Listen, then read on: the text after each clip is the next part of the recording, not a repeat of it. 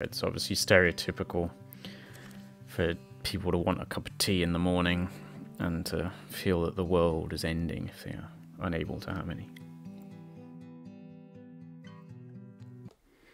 Hello there, and welcome to another episode of Mr. Bench's Book Reviews. What's in the box today?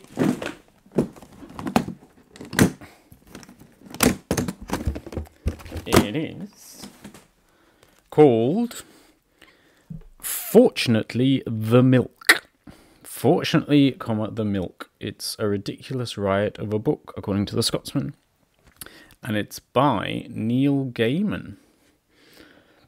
So let's see how he gets on. There are some other quotes from newspaper reviews, such as anarchically silly. So we'll see. It's pretty long.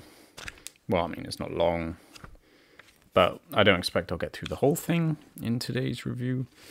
So let's see. I have reviewed another book by Neil Gaiman, Cinnamon, so do check that out. Something about a tiger and a girl. This seems to be about some milk. Let's see. It has illustrations, which is quite nice. They were done by Chris Riddel, so well done to him as well. Okay. There was only orange juice in the fridge. Nothing else that you could put on cereal. That's a slightly weird way of saying it, because actually you can't put orange juice on cereal. Or at least you wouldn't want to. Unless you think that ketchup or mayonnaise or pickle juice, not sure what pickle juice is, would... Oh, he means the liquid and the gherkins have been pickling in. Would be nice on your Toastios, which is going to be a cereal a bit like Cheerios, with an alien on the box, which I do not, and neither does my little sister, although she has eaten some pretty weird things in her day, like mushrooms in chocolate. Footnote, she did not actually like eating them, and I had not actually told her that there were mushrooms inside the chocolate. It was an experiment. Okay, and there's the kid looking in the fridge for some milk.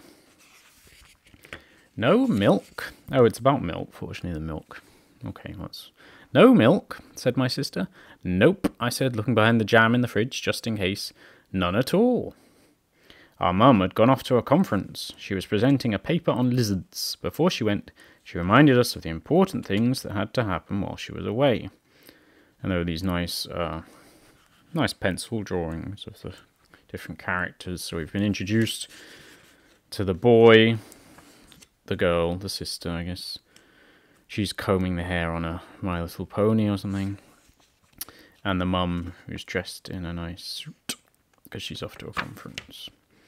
And here's the dad, who's reading the Observer newspaper. They said it's a story that is as entertaining for adults as children. So maybe they appreciated the inclusion. My dad was reading the paper. I do not think he pays a lot of attention to the world while he is reading his paper. I guess I mean the world around him, not the world as described in the newspaper. Did you hear me? Asked my mum, who is suspicious. What did I say? Do not forget to take the kids to orchestra practice tomorrow. It's violin on Wednesday night. You've frozen a dinner for each night you're away and labelled them. The spare house key is with the Nicholsons. The plumber will be here on Monday morning, and do not use or flush the upstairs toilet until he's been. Feed the goldfish. You love us, and you'll be back on Thursday, said my father. Well, sounds like he has been listening then, well done him. I think my mum was surprised. Yes, that's right, she said. She kissed us all, then she said, Oh, and we're almost out of milk. You'll need to pick some up. After she went away, my dad had a cup of tea. There was still some milk left. I guess he puts a tiny bit of milk in the tea. We defrosted meal number 1, but we made a bit of a mess of things, so we went to the Indian restaurant. Before we went to sleep, Dad made us mugs of hot chocolate to make up for the whole missing of Mum. There'll be more milk being used. We can see where this is heading. That was last night. Now Dad came into the kitchen. Eat your cereal, he said. Remember, it's orchestra practice this afternoon. We can't eat our cereal, said my sister sadly. I don't see why not, said my father. We've got plenty of cereal. There's Toastios and there's muesli. We have bowls, we have spoons. Spoons are excellent, sort of like forks, only not as stabby. No milk, I said. No milk, said my sister. I watched my dad think about this. He looked like he was going to suggest that we have something for breakfast that you do not need milk for, like sausages. But then he looked like he remembered that without milk he couldn't have his tea. He had his no tea face on. I guess this is British, which is where it's obviously stereotypical for people to want a cup of tea in the morning and to feel that the world is ending if they are unable to have any. You poor children, he said, although the implication is actually he's worried about himself. But it's good to feign empathy for your children. I will walk down to the shop on the corner. I will get milk. I live quite near a shop where I can go and get milk, which has often proven handy. Thank you, said my sister. Not skimmed, I told him. That stuff tastes like water. Right, said my dad, not skimmed. He went out.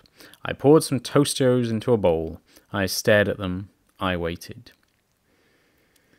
And here's a picture of the boy waiting. He seems to be doing other things while waiting, such as reading and playing table tennis and playing with dinosaurs.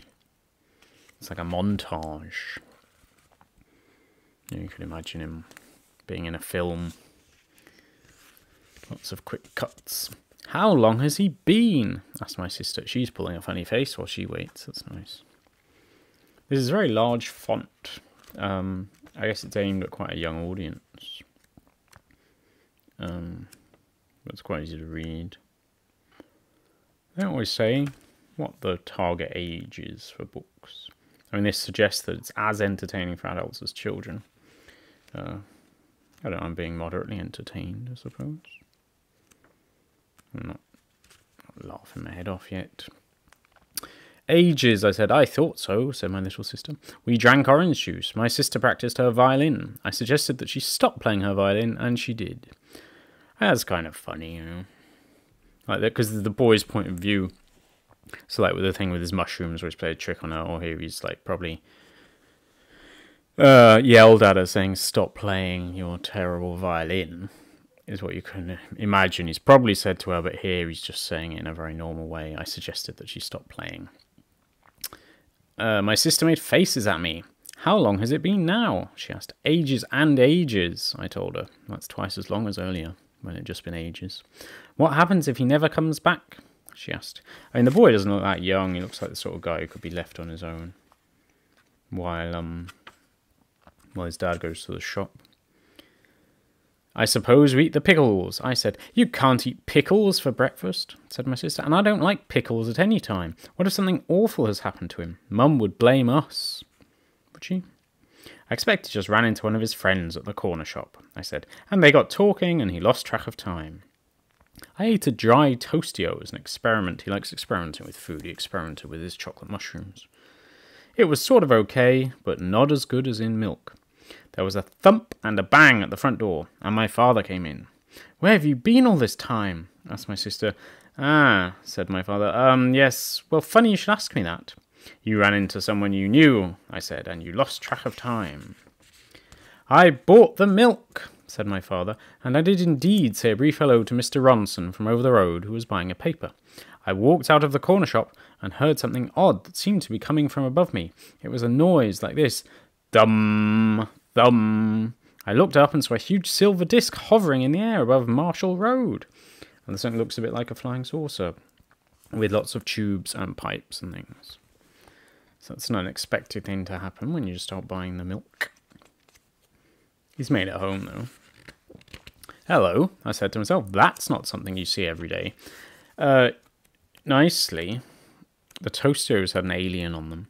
And in the Observer newspaper that he was reading, I think there was something like an alien. Yeah, there's a big flying saucer on one of the pages. So it seems to be like there's been some foreshadowing here, which is always kind of cool. And then something odd happened. That wasn't odd, I asked. Well, something odder, said my dad. The odd thing was the beam of light that came out of the disc, a glittery, shimmery beam of light that was visible even in the daylight. And the next thing I knew, I was being sucked up into the disc. Fortunately, I had put the milk into my coat pocket. Is that fortunately the milk? No, not quite. The deck of the disc was metal. It was as big as a playing field, or bigger. We have come to your planet from a world very far away, said the people in the disc. Oh, they're very gloopy. Look at them. And these are black and white pictures, but they're pretty well done. You can still see that they're covered in some sort of slime or custard or something.